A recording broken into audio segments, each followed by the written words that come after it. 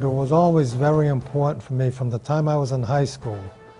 I knew it was my civic duty to vote, and it was the only way. It's a privilege that was given to me. It's given to all Americans. And if we don't take that privilege and use it wisely and vote, then we should never complain about anything, because if you don't voice your opinion, you have no opinion.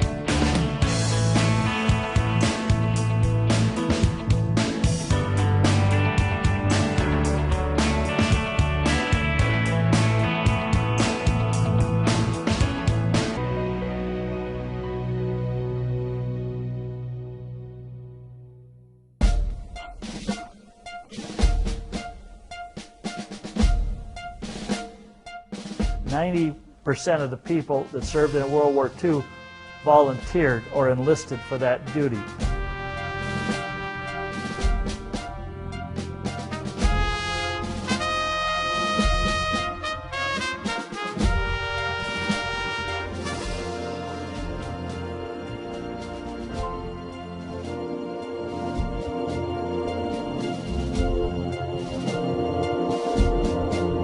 We are calling this Vote in Honor of a Vet, which is a program that's offered statewide, and this is Broward County's first attempt to introduce the program to Broward County. We've looked over the years in terms of our turnout, and turnout is not where we like it to be. So we know that involving veterans, bringing a message from a different source, we're hoping it's going to be very critical to us in helping to engage our young people. So technically, that's why we're here this morning.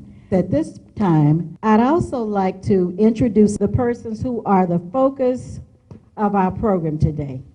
And I'm going to ask them to stand. We have Velma Pizzilio.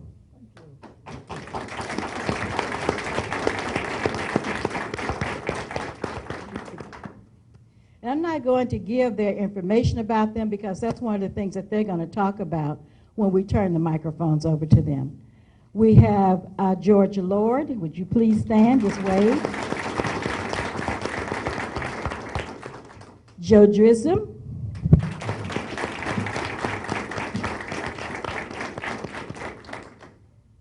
We have Joseph Simpson.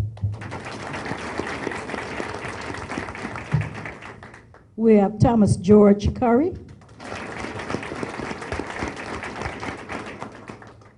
And let's see, who do I have down here on the end? Fred Colicchio. And Lee Hillier. These are the individuals who are going to be the core of our program today. And I just want to acknowledge our staff, the SOE staff, who has also worked in a support role to help make sure that this program happens. So all SOE staff, I won't have you stand, you can just raise your hands, wave, let everybody know where you are. These are the people who are waving at you, who are the ones behind the scenes that make everything else happen with the voting process in Broward County. But I'd like to just call some names of some of the other individuals who are here with us today. And I want you to just stand as I call your name. That's Lieutenant Colonel Green, who's the coordinator of the ROTC from the Broward County Schools. Charles Webster, who is the Legislative Affairs coordinator for the Broward County Schools. Master Sergeant Linda Rivers from Boyd Anderson High School. Also from Boyd Anderson High School, and you know I have a real affinity for this level of persons, is the principal of Boyd Anderson High School, Mr. Angel Amazar. Thank you so much. I know what it's like to get away from your school to be involved in the program, but your kids are here, so I know that's really important to you. First Sergeant Davila, who's an operations director with the ROTC of Broward County. Okay. Melissa Vega, who's from the city of Lauderhill. She's a driver engineer for the fire. Okay, thank you, fire department.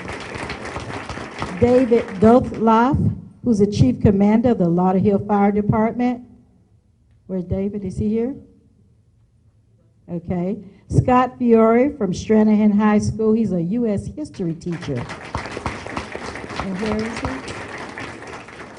And we're especially proud to have Mr. Fiore with us because we really believe that the teaching of civics in our schools is extremely important so that it incorporates the elections process. So we think if we teach the kids young, then they're going to be lifelong voters in addition to being lifelong learners. We have Lieutenant William Gordon, who's with the police department, I believe. Thank you. Sergeant Joe Soren with the police department of Lauderhill. Gregory Solowski with the city of Lauderhill Police Department. We have Officer Debbie Banner with the fire department. She was our announcer this morning. And Officer Linda Geronimo. Yeah, I got it right there. I hope you've taken note of the fact that we do have representatives here from the fire department of Lauderhill, as well as the police department from the city of Lauderhill.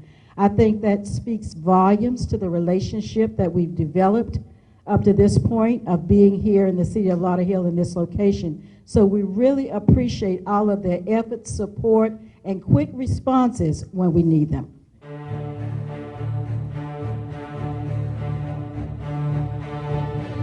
I joined the Army in 1942. First I had to go to Des Moines, Iowa for my basic training. And then from there I was sent to Bellevue, Stratford in New York. From there we went to Fort Brady, Michigan. And from there on, I was sent down here in Fort Brady, Michigan to Drew Field for another year. And from there, they sent me to Camp Pineville, California. And I was discharged then from California in 1945. That's my story, and I'm sticking to it. I enlisted in Springfield, Illinois. Actually, I enlisted before that in Winter Haven, Florida. I signed up for V5 training, but then they never called me, so I went ahead and enlisted in the Navy. And by the time they called me, I was already in. You couldn't change for 18 months. But I went to Great Lakes, from there to Millington for radio school, Miami for gunnery school, Fort Lauderdale for operational training.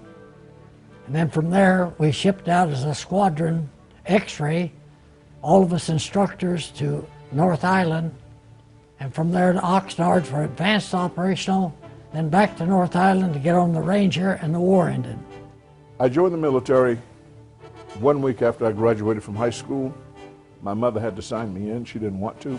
She signed me in and I left here, and I went to Fort Gordon, Georgia for basic training, and from basic training I went to school, to tech school, which at that time I was a diesel mechanic. I finished that up and went on to, my first assignment was Germany. I stayed in Germany about 4 or 5 years and came back, and went to Fort Devens, Massachusetts, to the ASA, the Army Security Agency, as a mechanic, and I got hurt. And I had to pick another career, so that's how I ended up in the Chemical Corps.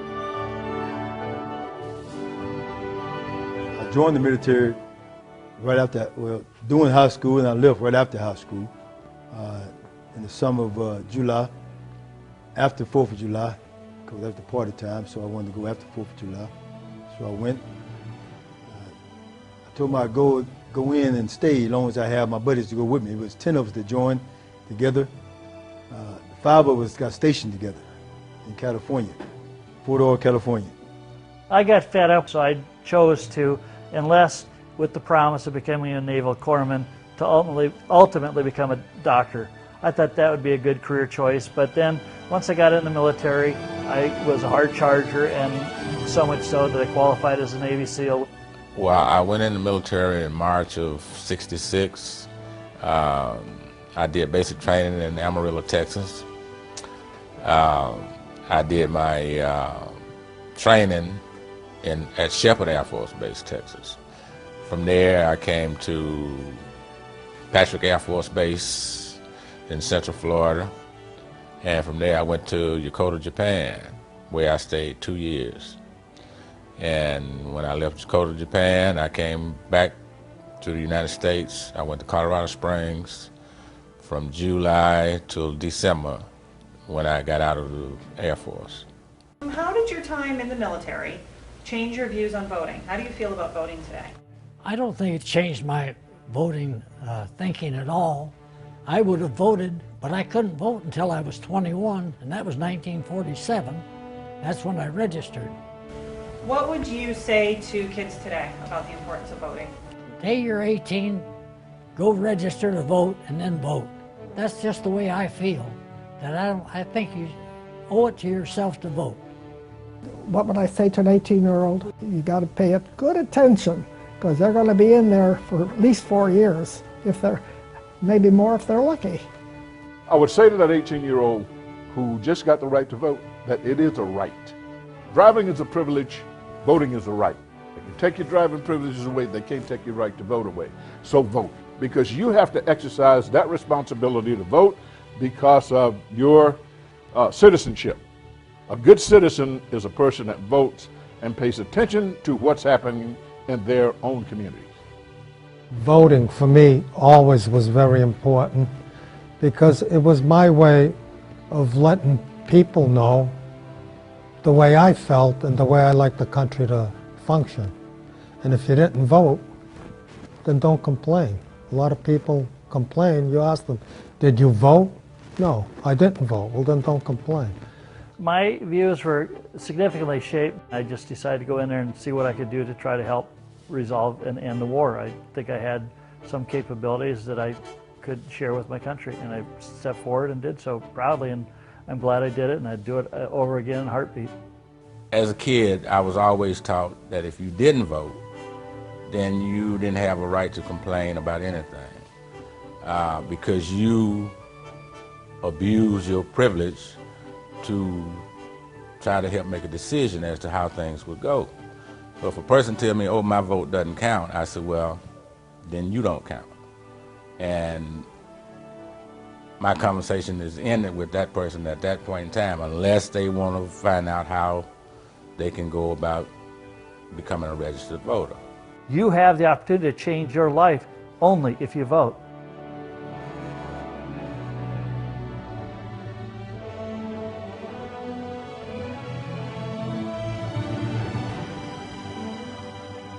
All it takes is a very simple hour of your life to go down to vote, register to vote, to now express your opinion.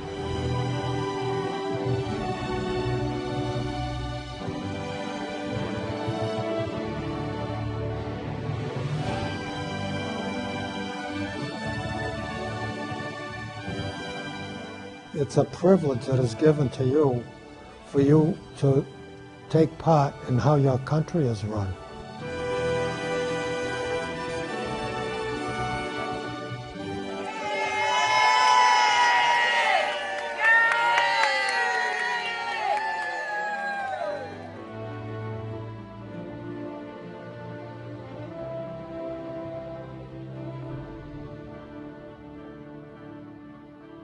And I encourage everybody to get the opportunity to serve your country and to vote.